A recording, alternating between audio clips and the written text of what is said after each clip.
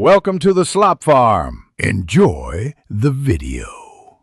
You begin by powering the Swift's infotainment.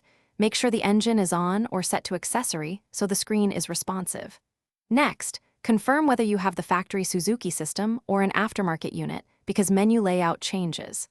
Once done, check the GPS signal icon and map data version so you avoid outdated routes. Now, tap the navigation icon and choose destination input. These steps get you into the navigation flow quickly, and you enter the destination using address, POI, or recent destinations. Pick the method that's fastest for you.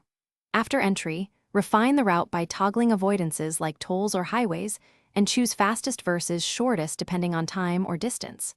Make sure to add waypoints if you have stops. Tap each point and confirm order. Once your route is set, preview the overview and estimated time so you know what to expect before you press go and start guidance. You follow voice prompts and lane guidance while keeping eyes on the road. Glance at the screen only briefly.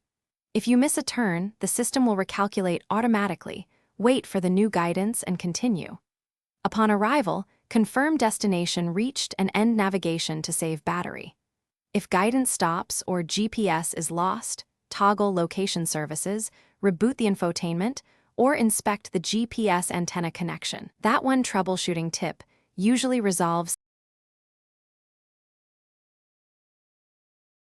Thanks for watching. Consider subscribing if we helped you today.